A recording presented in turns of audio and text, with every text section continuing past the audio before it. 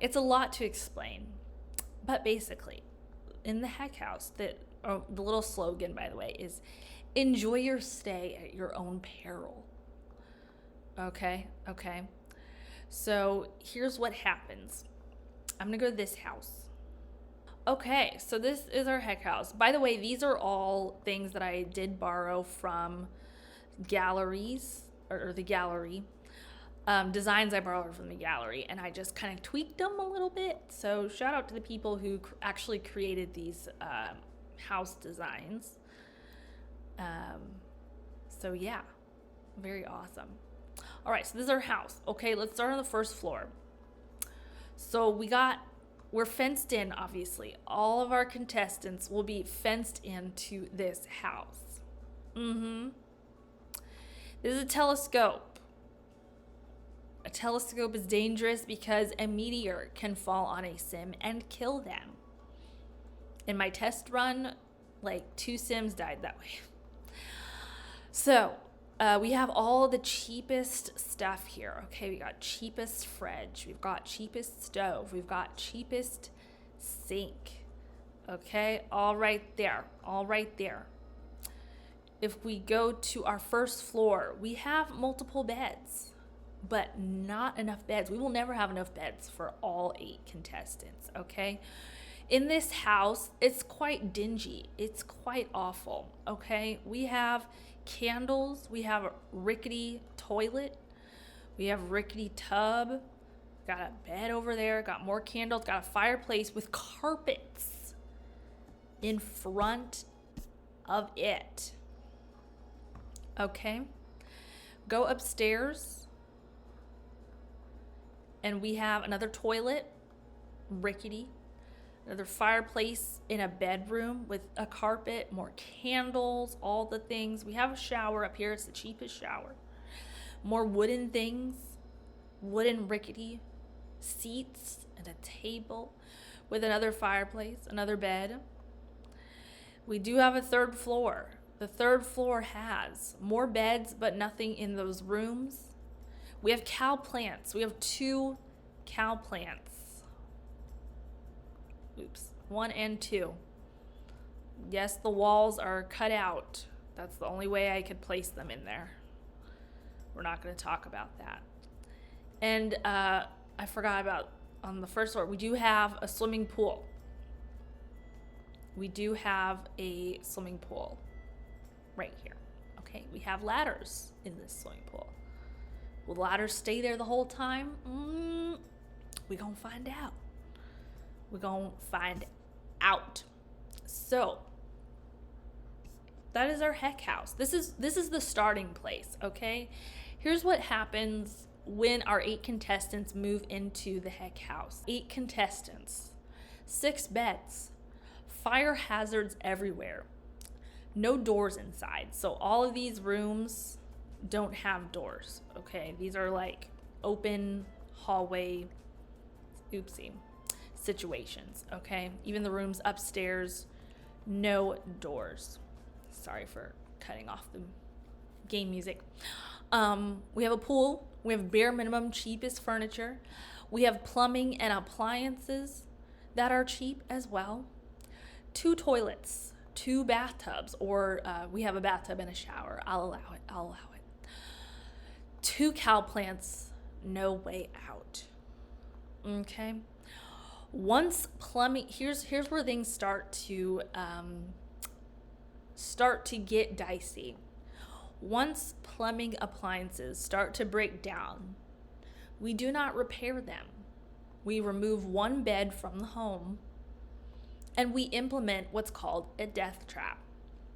Okay? And I I wrote up or invented a couple of like death traps, which is basically it was my solution to these Sims basically not dying on their own. Like I remember back in the day playing like old Sims games and like you walk away one time and they'll die on you so quick from something.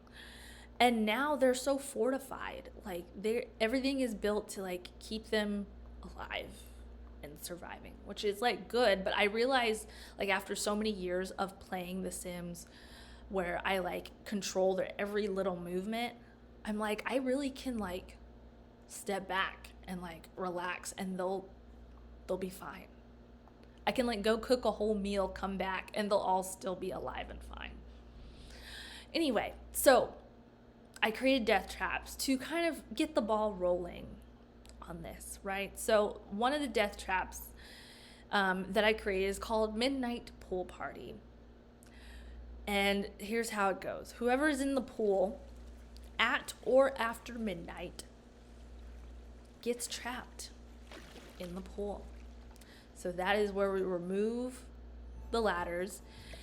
And we also have to put up barriers because apparently they can just jump in and out of the pool now. So Midnight Pool Party is the first death trap. So all these death traps basically have to be like outside of my control, right? I have to basically create conditions for these Sims to like do something with full autonomy, and then I'll be like, okay, this qualifies you for your doom. Once we have one person dead, we repair the things that broke. We have 7 contestants, 5 beds now. And basically rinse and repeat, right? Once plumbing and appliances start to break down, we don't repair anything. We remove 1 bed from the home. And then we implement Death Trap 2, which is called Clown Around and Find Out. This one took a while to create because I was like, I need them to like walk into rooms for me to trap them in. I will remove the beds from them for this specific challenge or this specific death trap. And basically I'll put clown paintings in each of these rooms. They love the clown paintings for some reason. And I'll wait until a Sim walks into each room to view the clown painting. Once we have a Sim in each room, again, no beds, just a clown painting. Once we have a Sim in each room, we will cut off each room. We will wall them off completely. The first person to become ravenous dies. So basically this is where someone will die of starvation. This sounds so messed up. I've never played The Sims this way. I'm always just creating a cute little family and like fulfilling their hopes and dreams. I never kill them off on purpose, but this was so fun. I'm sorry. The first person to become ravenous dies. When one Sim gets to the point of ravenous where they have 24 hours before they die of starvation, that first Sim will die of starvation. The other 2 Sims who did not reach ravenous yet, or just not first, they will be released. They get to live. Yay. 2 people dead. We repair everything. We have 6 contestants. We'll have 4 beds, but there'll be 2 bunk beds. 2 grills, no fridge, so stove gone. We're upping the ante for fire risk here. Move everyone to 1 floor only. 1 bath, 1 toilet in a room with no door. Once the things start breaking down again, we don't repair, and we implement Death Trap 3, Solo Pool Party. I will build a single square pool, and the first person to jump into it will be fenced off and trapped. Don't jump in the small square pool or you will die. When we have 5 contestants left, we will basically repeat. So we won't make any changes, but we'll just do that same one. Probably with the single square pool again, or I can do Midnight Pool Party, Death Trap, we'll see. I probably won't do the clown one again. Once we're down to 4 contestants, that's where things change. We will move our household into a smaller home, 2 beds, fire hazards everywhere, 1 bath, 1 toilet that's out in the open. And then once things start breaking down, Do not repair, implement any death trap. I'll probably just choose like another one again, rinse and repeat. As for move household into a smaller home, I don't know what that's gonna look like yet because I did not prepare a place to move them into. However, once we get down to 3 contestants, that's where things get exciting. Let me take y'all to the cow plant dungeon. This might be the smaller home that I move them into, and I just won't use like this part of it yet. We'll see what happens.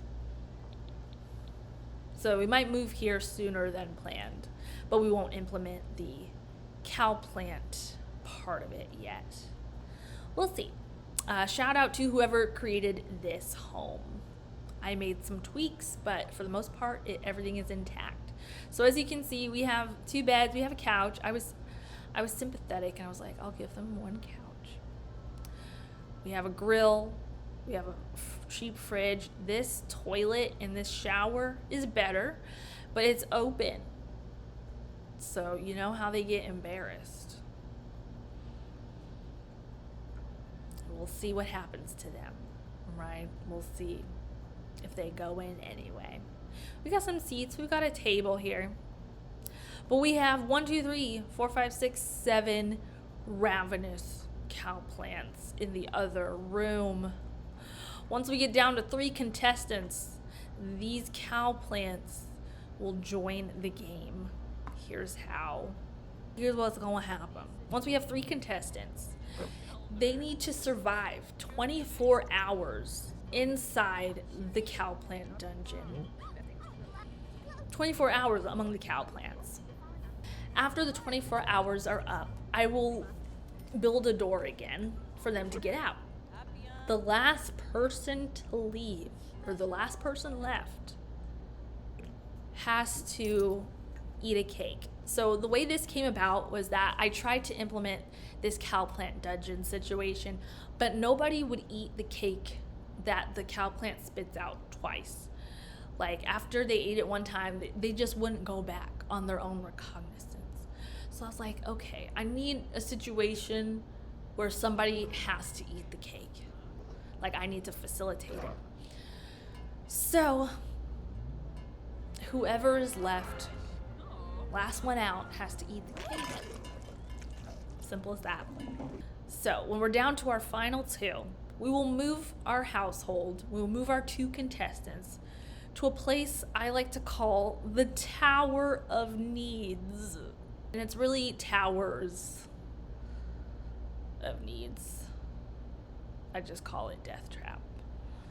But it's called the Towers of Needs. The way I did this in my test run is I had these towers and I had like a bed. I didn't have this one in there for some reason. But anyway, I had a bed, I had a bathtub, I had a toilet, I had a fridge, and that was it. I had 4. I'll probably just have this one be the pool. When I had 4 of them, whichever sim reached all 4 towers completely to fulfill all of their needs, they won. If a sim only got to 3 of them, if they only did 1 of them, if they crawl into bed and sleep through the night and then don't get their other needs fulfilled, they lose. So if they don't get up to all the towers to do all the things, then they lose. And if they're not the first one to do it, they lose. And that losing sim gets trapped on the top of a tower. And that's the heck house. It's called the heck house because it starts in a really crazy house, but we move locations, just like a real competition game show.